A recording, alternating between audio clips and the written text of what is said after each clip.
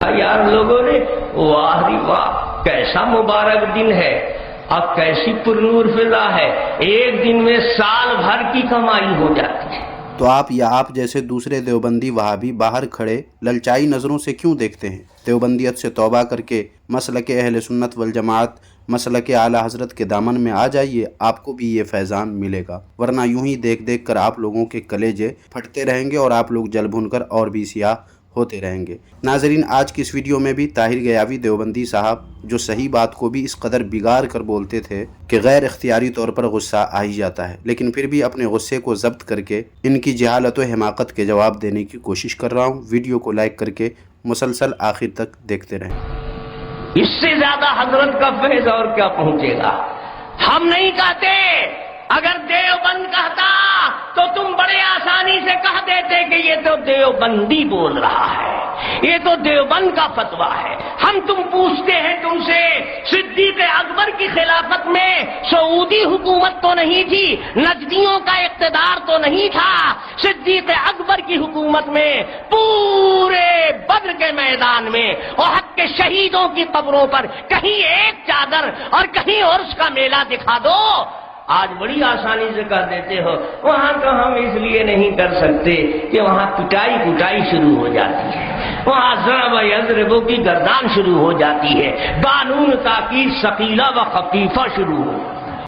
ارے آج نجدیوں کا اقتدار ہے، فاروق اعظم کی خلافت میں بھی نجدی مسلمان بستے تھے، وہاں بھی بہاوڑوں ہی کا اقتدار تھا، وہ بھی نبی کے گستاخوں کا دور تھا۔ فاروق اعظم نے کبھی احد کے شہیدوں کے مزار پر چادر چڑھایا ہو، ان کے عرس منائے ہوں تو تاریخ کے حوالے سے دکھاؤ۔ معلوم ہوا کہ یہ صحابہ کا طریقہ نہیں تھا اور اولیاء کا بھی نہیں تھا۔ ناظرین، ان کی یہ چیخ پکار جو آپ نے سنی، اس کا خلاصہ بس اتنا ہے کہ صحابہ نے، فاروق اعظم نے کبھی چادر چڑھائے ہوں، کبھی عرس منائے ہوں تو دکھاؤ۔ معلوم ہوا کہ یہ صحابہ کا طریقہ نہیں، اولیاء کا بھی طریقہ نہیں۔ اس کا جواب یہ ہے کہ طاہر غیاوی صاحب تو مر کر مٹی میں مل گئے، اب اگر کسی دیوبندی میں دم خم ہو تو سب سے پہلے وہ یہ ثابت کرے کہ مزار شریف پر چادر ڈالنے کا حکم اعلیٰ حضرت امام احمد رضا خان حنفی قادری بریلوی رحمۃ اللہ علیہ نے دیا ہے، اور ان سے پہلے مزارات اولیاء اللہ پر چادریں نہیں ڈالی جاتی تھیں۔ مرنے کو تو مر جاؤ گے دیوبندیوں، مگر اس پر ثبوت نہیں دے سکتے کہ اعلیٰ حضرت علیہ الرحمہ نے مزار پر چادر ڈالنا رائج کیا، ان سے پہلے کسی بھی مزار شریف پر چادریں نہیں ڈالی جاتی تھیں۔ یہ تصویر دیکھیں، حضرت ابو ہریرہ رضی اللہ تعالی عنہ کا مزار شریف ہے، اس پر چادر ہے، یہ کسی بریلوی نے نہیں ڈالی ہے۔ اور پھر یہ دیکھیں، صحابی رسول حضرت طلحہ بن عبداللہ رضی اللہ تعالی عنہ کا مزار شریف ہے، اس پر بھی چادر ہے۔ اس کے بعد اب یہ دیکھیں، صحابی رسول حضرت زبیر رضی اللہ تعالی عنہ کا مزار ہے، اور ان کے مزار شریف پر بھی چادر ڈالی گئی ہے۔ کیا یہ سب بریلوی نے ڈالی ہے؟ اور اب یہ دیکھیں دیوبندی مولویوں اور مفتیوں کی تصویریں، یہ ہیں جناب طارق جمیل صاحب، مزار شریف پر چادر ہے اور وہاں یہ کھڑے ہو کر دعا مانگ رہے ہیں۔ اور اب یہ دیکھیں دیوبندیوں کے مفتی تقی عثمانی صاحب ہیں، یہ امام بخاری رحمۃ اللہ تعالی علیہ کے مزار شریف پر حاضری دے رہے ہیں اور مزار شریف پر چادر موجود ہے۔ اسی طرح یہ دیکھیں جناب طارق مسعود صاحب ہیں، یہ بھی امام بخاری رحمۃ اللہ علیہ کے مزار شریف پر کھڑے ہیں، حاضر ہیں، بیٹھے ہیں اور مزار شریف پر چادر موجود ہیں۔ اب کچھ بولیں گے جناب طاہر غیاوی صاحب؟ یہ تو مر کر مٹی میں مل گئے۔ باقی دیوبندی جو اس وقت موجود ہیں دنیا میں، ان سے میں کہنا چاہتا ہوں کہ آپ اس پر کچھ بولیں گے کہ ان مزاروں پر جو چادریں ہیں وہ کیا کسی بریلوی نے ڈالی ہیں؟ نہیں، ہرگز نہیں۔ معلوم ہوا کہ بزرگوں کے مزارات پر چادریں اعلیٰ حضرت علیہ الرحمہ سے بھی پہلے ڈالی جاتی ہیں، مگر دیوبندیوں کو بدنام تو صرف اعلیٰ حضرت علیہ الرحمہ کو کرنا ہے، اس لیے اپنی دیوبندی عوام کے درمیان باتیں ایسی کرتے ہیں جیسے مزاروں پہ چادریں ڈالنا اعلیٰ حضرت علیہ الرحمہ ہی نے رائج کیا ہے۔ میری اس ویڈیو کو دیکھنے والے تمام دیوبندیوں سے میں کہنا چاہتا ہوں کہ اللہ تعالیٰ نے آپ کو عقل و شعور دیا ہے، آپ خود حقیقت کو سمجھیں کہ کیسے آپ لوگوں کو دیوبندی مولویوں نے فریب میں رکھ کر بیوقوف بنایا ہوا ہے۔ اور رہا عرس کرنا، تو یہ بھی اعلیٰ حضرت علیہ الرحمہ نے رائج نہیں کیا ہے، بلکہ ان سے پہلے ہی سے عرس کرنا بھی رائج ہے۔ کسی دیوبندی میں اگر ہمت اور غیرت ہو تو وہ ثابت کرے کہ اعلیٰ حضرت علیہ الرحمہ سے پہلے عرس نہیں منایا جاتا تھا، اعلیٰ حضرت علیہ الرحمہ نے عرس کرنے کو رواج دیا۔ اور اگر نہیں دکھا سکتے تو ڈرے اللہ جبار و قہار سے، اور لوگوں کو دھوکہ اور فریب نہ دیں، لوگوں کو گمراہ نہ کریں، اور اعلیٰ حضرت علیہ الرحمہ کو بدنام کرنے کے لیے اس طرح کی شیطانی حرکت نہ کریں۔ حالانکہ دیوبندیوں کو یہ جان کر حیرت ہوگی کہ ان کے علماء دیوبندیت کو شاہ عبدالعزیز محدث دہلوی رحمۃ اللہ علیہ سے منسوب کرتے ہیں، اور شاہ صاحب عرس کیا کرتے تھے۔ یہ دیکھیں کتاب ملفوظات شاہ عبدالعزیز صاحب، اس کے صفحہ نمبر 57 پر شاہ عبدالعزیز دہلوی صاحب اپنے یہاں ہونے والے ایک عرس کا ذکر کرتے ہیں۔ اس میں لکھا ہوا ہے کہ ایک بار بتقریب عرس برادر مولوی عبدالقادر صاحب کے عرس شرعی یعنی فاتحہ وغیرہ ہوا کرتی تھی۔ معلوم ہوا کہ شاہ عبدالعزیز صاحب جو اعلیٰ حضرت علیہ الرحمہ سے پہلے کے بزرگ ہیں، وہ عرس میں جایا کرتے تھے، عرس کیا کرتے تھے۔ اب اگر کوئی دیوبندی عقل مندی دکھاتے ہوئے کہے کہ یہاں شرعی عرس یعنی فاتحہ وغیرہ کا ذکر ہے، تو میں کہتا ہوں کہ ٹھیک ہے آپ کی بات، لیکن طاہر گیاوی کے چیخ و پکار کے مطابق بتاؤ کہ کس صحابی نے یا حضرت فاروق اعظم رضی اللہ تعالی عنہ نے یہ شرعی عرس منایا یا نہیں؟ اور اگر نہیں دکھا سکتے تو پھر جہالت و گمراہی مسلمانوں میں آپ لوگ مت پھیلاؤ۔ ثابت ہوا کہ بہت سارے کام جو صحابہ نے نہیں کیے وہ کام مسلمانوں میں رائج ہیں، بزرگوں میں رائج ہیں، اور دیوبندیوں سے پہلے کسی نے اس طرح جارحانہ بلکہ احمقانہ طریقے سے اعتراضات و اشکالات ان امور پر نہیں کیے۔ ناظرین، صرف یہی نہیں بلکہ یہ دیکھیں کتاب ہے خطبات حکیم الاسلام، جلد نمبر 10 کے صفحہ نمبر 182 پر قاری طیب دیوبندی صاحب کہتے ہیں کہ ہمارے دیوبند کے مفتی اعظم حضرت مولانا عزیز الرحمن صاحب نقشبندی تھے، اور ہر سال حضرت مجدد الفسانی رحمۃ اللہ تعالی علیہ کے مزار پر عرس کے موقع پر حاضر ہوا کرتے تھے۔ یہ دارالعلوم دیوبند کے مفتی اعظم تھے۔ مگر کیا دیوبندیوں کو پتہ ہے کہ ان کے مولویوں اور مفتیوں نے انہیں کیسے دھوکہ اور فریب کے اندھیرے میں رکھ کر خود تو سب کچھ کرتے رہے، مگر ان کو یہ بتایا کہ یہ تو بریلویوں کی بدعت ہے۔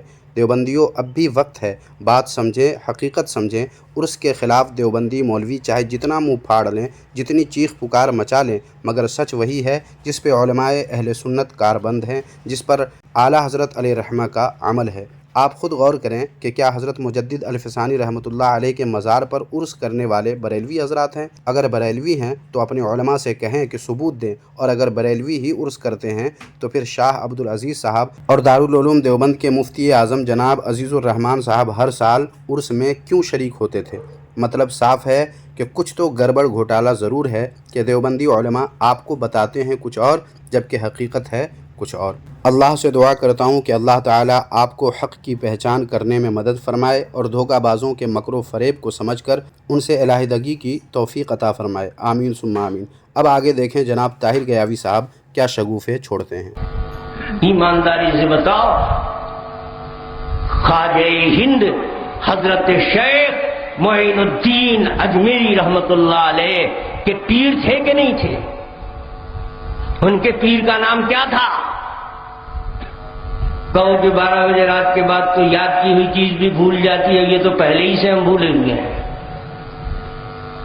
شیخ عثمان ہارونی ان کے پیر کا نام تھا۔ شیخ عثمان ہارونی کا پہلے انتقال ہوا کہ خواجہ اجمیری کا پہلے انتقال ہوا۔ شیخ عثمان ہارونی خواجہ اجمیری کی زندگی میں انتقال کر گئے تھے۔ خواجہ اگر عرس و چادر والے ہوتے تو اپنے پیر حضرت شیخ عثمان ہارونی کے مزار پر عرس کرتے، چادر چڑھاتے اور میلہ لگاتے، لیکن کوئی مائی کا لال کسی مستند تاریخ کے حوالے سے دکھا نہیں سکتا ہے کہ خواجہ اجمیر نے کسی ولی کے مزار پر چادر چڑھایا ہو اور عرس کیا ہو، اور کوئی نہیں دکھا سکتا کہ غوث العظم نے، خواجہ بغداد نے اپنے پیر کا عرس منایا ہو۔ تو غوث کا دامن ان کے ہاتھ میں ہے جو بے عرس والے ہیں، جو بے چادر والے ہیں، اور چادر گاگر والا کہتا نہیں چھوڑے، ارے پکڑا ہم، تم کون چھوڑنے نہ چھوڑنے والے؟ ناظرین، اس کا سیدھا جواب یہ ہے کہ غوث کا دامن پکڑا تو ہم نے ہے اور نہیں چھوڑیں گے، یہ تو ہم نے کہا۔ تو کون ہوتا ہے بیچ میں شیطان بن کر ٹپکنے والا؟ اور رہی بات خواجہ اجمیری اور غوث پاک کے عرس کرنے نہ کرنے کا سوال، تو یہی سوال تو آپ کو پہلے اپنے شاہ عبدالعزیز صاحب سے اور اپنے دارالعلوم دیوبند کے مفتی اعظم جناب عزیز الرحمان صاحب سے پوچھنا چاہیے تھا، مگر ان سے تو آپ نے نہیں پوچھا۔ وہاں تو آپ گونگے شیطان بن گئے اور یہاں عوام کو دھوکہ دینے کے لیے ایک ہاتھ لمبی زبان باہر نکال لیتے ہیں اور منہ پھاڑ پھاڑ کر چلاتے ہیں۔ اور جناب طاہر گیاوی صاحب، اگر آپ کو صحابہ کرام علیہم الرضوان کا کیا ہوا کام اور خواجہ اجمیری اور غوث پاک کا کیا ہوا کام ہی کرنا ہے، اور ان حضرات نے جو کام نہیں کیا وہ کام اگر آپ کے مطابق نادرست اور بدعت ہے یا غلط ہے، تو ان تصویروں کو دیکھیں اور بتائیں کہ کس صحابی رسول نے یا خواجہ اجمیری نے یا غوث پاک نے اپنے کس پیر یا بزرگ کے مزار پر اس طرح کا کتبہ لکھ کر قبروں کو اس طرح بنایا۔ ثبوت پیش کریں یا اس طرح چیخنا چلانا بند کریں۔ آپ کے چیخنے چلانے سے صحیح کام غلط نہیں ہو سکتے اور غلط کام درست نہیں ہو سکتے۔ دوسرے کے کام پر آپ کی تو نظر رہتی ہے، مگر اپنے گھر کے کاموں سے کبوتر کی طرح آنکھیں بند کر لیتے ہیں۔ شرم نہیں آتی آپ کو؟ ایک سے نوجوان کو دیکھا بڑی دھمکی دے رہا، نہیں دیں گے طلاق دیں گے نہیں، کسی حال میں نہیں دیں گے، دے ہی نہیں سکتے۔ ارے بھائی تیری شادی ہو گئی ہے؟ کہا نہیں شادی تو نہیں ہوئی۔ تو پھر کس کو کہا؟ اس کی بیوی کو۔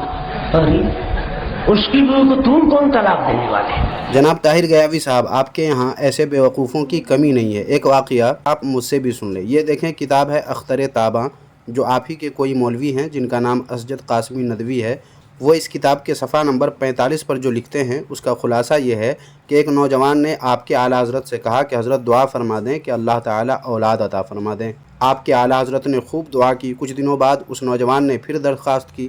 اب آپ کے اعلیٰ حضرت تہجد میں بھی اولاد کی دعا کرنے لگے۔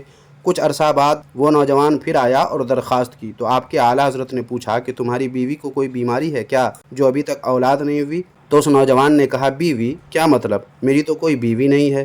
پھر آپ کے اعلیٰ حضرت نے اسے ڈانٹ کر کہا کہ کیا بچہ تیرے پیٹ سے نکلے گا؟ اتنے دنوں ہمیں دعاؤں میں رلایا اور شادی کے بغیر اولاد کی دعا کرواتا رہا۔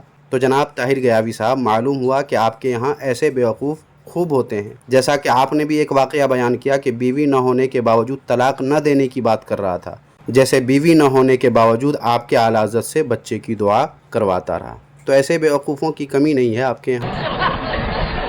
غوث کا دامن ہم نے پکڑا۔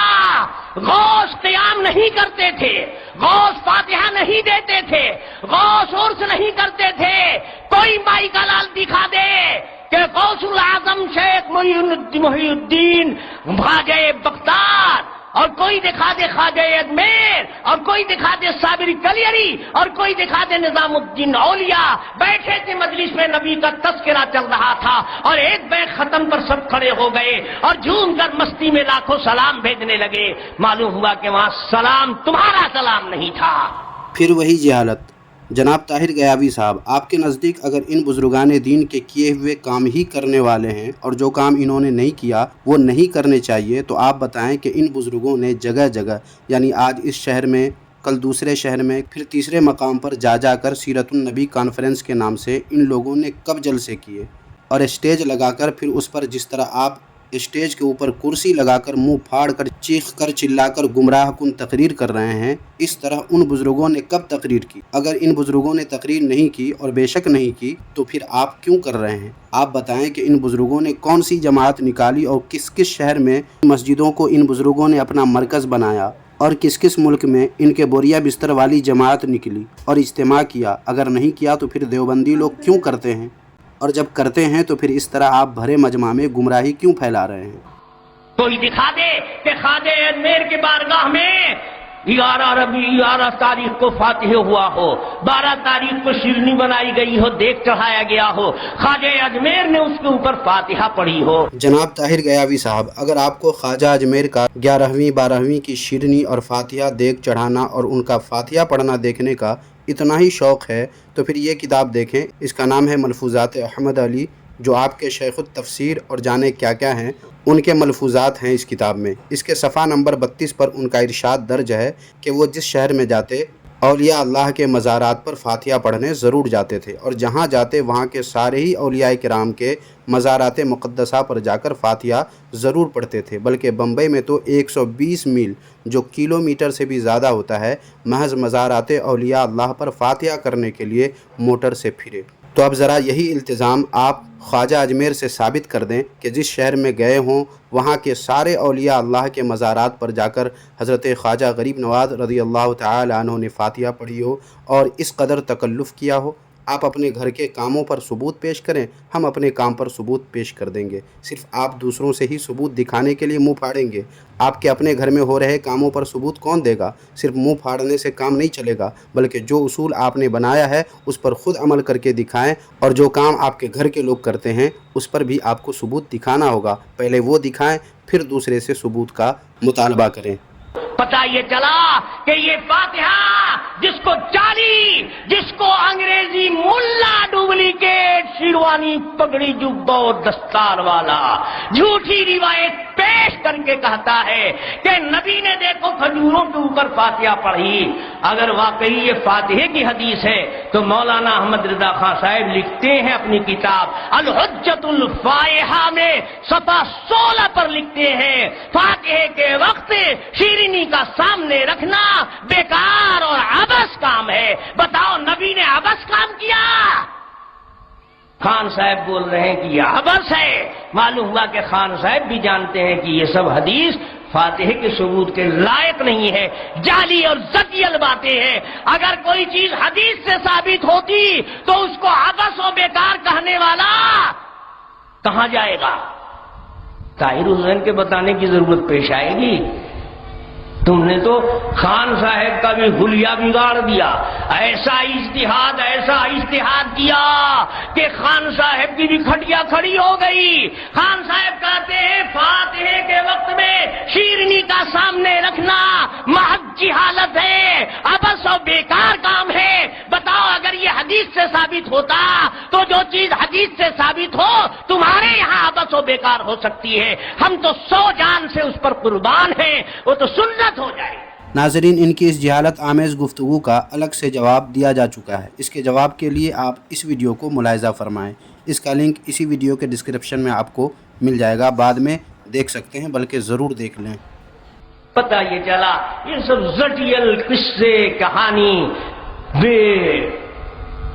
اب جی تو چاہتا ہے کہ ایک واقعہ آپ کو سنا دو، چیخ چیخ کر، گلے پھاڑ پھاڑ کر، عالم کی شکل بنا بنا کر ایسے خر دماغ لوگ روب جماتے ہیں علم والوں کو، عوام کی جہالت سے اور ناواقفیت سے فائدہ اٹھاتے ہیں۔ جناب طاہر گیاوی صاحب، آپ سے زیادہ سٹھیل قصے کہانی سنانے والا اور کہاں ملے گا؟ اس لیے جب آپ کے پاس کچھ بچا نہیں تو قصے کہانی ہی سنا کر لوگوں کو بیوقوف بنانے چلے ہیں۔ ٹھیک ہے، سنائیں، دیکھتے ہیں کیا ہے آپ کی پٹاری میں۔ اور جناب، آپ چیخنے میں کسی سے کم تھوڑی ہیں، اور آپ سے زیادہ خر دماغ زمانے میں کوئی اور کہیں مل سکتا ہے؟ ہرگز نہیں۔ اسی لیے تو کرسی پر بیٹھ کر عوام کی جہالت سے اور ان کی ناواقفیت سے فائدہ اٹھانے اور ان پر روب جمانے کی حماقت کرنے بیٹھے ہیں آپ۔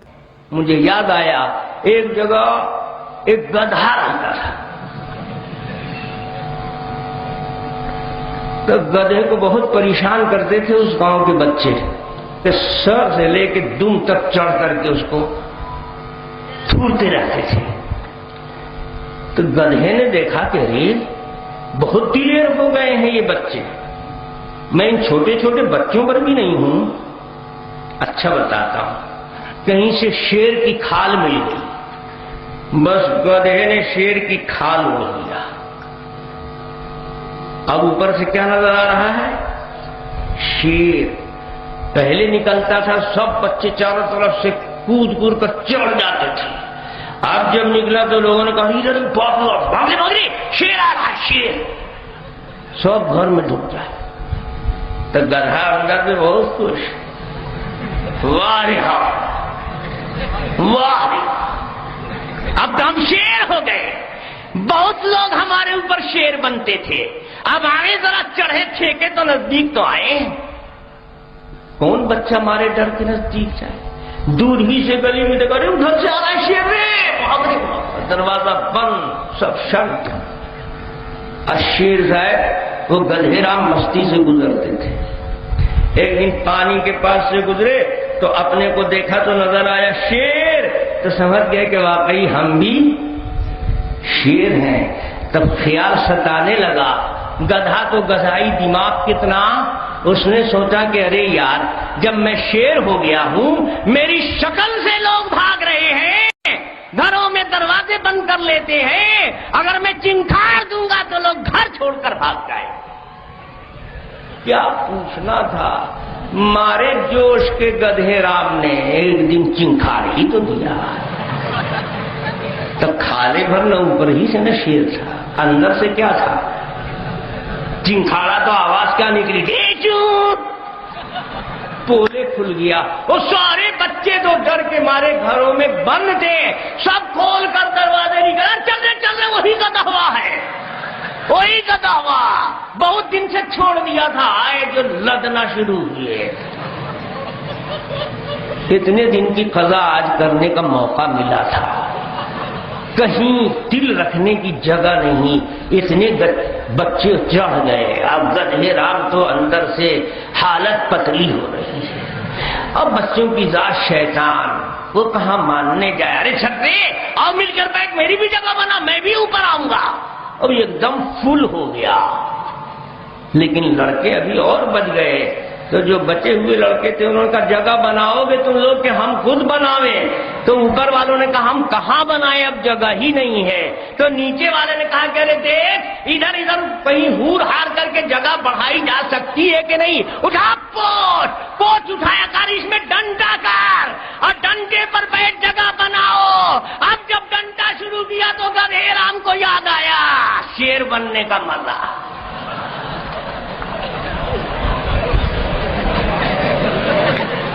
मुबारकपुर वालों, शेर समझ रखा है तुमने। नाजरीन, वाकया तो आपने सुन लिया, लेकिन क्या आपको मालूम है कि वो गधा राम जिसकी पूंछ उठाकर लड़के डंडे कर दिया करते थे वो कौन था? ये मैं देवबंदियों ही की किताब से साबित कर देता हूँ। ये देखिए किताब खुतबातुर रशीद जिल्द अव्वल, इसके सफ़ा नंबर 310 पर देवबंदियों के फ़कीहुल असर मुफ्ती रशीद अहमद साहब कहते हैं, एक दिन हम फतह बाग से तफरीह के बाद वापस आ रहे थे। सामने से एक गधा गाड़ी आती दिखाई दी जिसमें 2 गधे लगे हुए थे। वो दोनों दूर ही से ज़ोर ज़ोर से चीखने लगे, जैसा कि अभी ताहिर गयावी चीख रहे थे। मैंने अपने साथियों से कहा, ये गधे तो हमें बता रहे हैं कि तुम भी हमारी तरह गधे ही हो, इसलिए कि गधा उमूमन उस वक्त रेंगता है जब उसे दूसरा गधा नज़र आता है। तो नाज़रीन, मालूम हुआ कि देवबंदी गधे होते हैं। अब देवबंद में गधे के साथ क्या होता है वो तो आपने ताहिर गयावी से सुन ही लिया है, मगर अब एक और देवबंदी से सुन लीजिए। ये देखिए किताब है इहाता दारुल उलूम में बीते हुए दिन, इसके सफ़ा नंबर 199 पर मनाजिर अहसन गीलानी देवबंदी साहब अपने तालिब इल्मी के ज़माने में देवबंदी तलबा की शरारत का ज़िक्र करते हुए लिखते हैं, जिसका खुलासा ये है कि चांदनी रात में 12 बजे के बाद कस्बा में इधर उधर फिरने वाले गधे को ये देवबंदी तलबा पकड़ते और उस पर सवार तो होते ही मगर दुम उठाकर मिर्च का पाउडर अंदर डाल दिया करते थे। हालांकि ये गधे कौन होते हैं? हाँ, वही जो आपने कहा है, क्योंकि आपने मुलायजा कर लिया है कि गधा होता कौन है। अब देखिए ये जनाब ताहिर गयावी साहब आगे क्या कहते हैं। जिनको कोई आसमानों जमीन का पता नहीं है, डुप्लीकेट मुल्ला अंग्रेज ने बनाया, उसके तामझाम को देखकर तुमने क्या समझा है? उसको तो ये भी होश नहीं है कि हम कुल्हाड़ी किस पर चला रहे हैं। अगर इस हदीस से फातिहा साबित होती है तो बताओ तुम्हारे आला हजरत ने कैसे लिख दिया कि सामने रखना फातिहे के वक्त अबस काम है। तुम्हारे आला हजरत ने हदीस से साबित शुदा चीज को अबस और बेकार कहा, तो बताओ उन पर क्या फतवा लगेगा? आला हजरत अलैहिर्रहमा पर फतवा तो तब लगेगा ना जब उन्होंने ऐसा लिखा हो। ये तो आपकी मक्कारी है कि झूठ बोलकर लोगों को गुमराह करके अपने साथ साथ उन लोगों के भी आक़िबत बर्बाद करने पर तुले हुए हैं। नाज़रीन, हकीकत क्या है, आला हज़रत अलैहिर्रहमा ने ऐसा लिखा है या नहीं, जानने के लिए इस वीडियो को ज़रूर देख लें। इसका लिंक डिस्क्रिप्शन में मौजूद है। इस वीडियो को देखकर आप जान सकते हैं कि आला हज़रत अलैहिर्रहमा ने लिखा क्या है और ये बता क्या रहे हैं।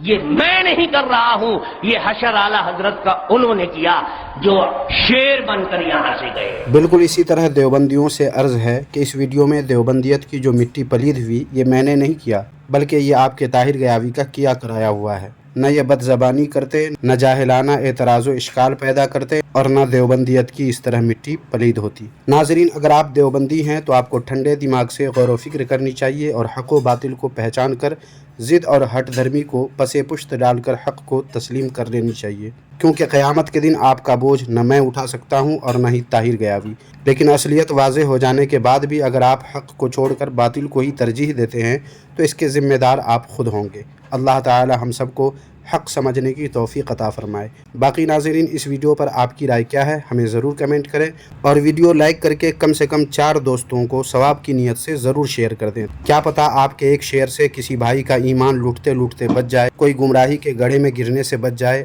اور ہاں، چینل اگر آپ نے ابھی تک سبسکرائب نہیں کیا ہے تو چینل بھی سبسکرائب کر لیں تاکہ آئندہ بھی آپ کو ایسی ویڈیوز ملتی رہیں۔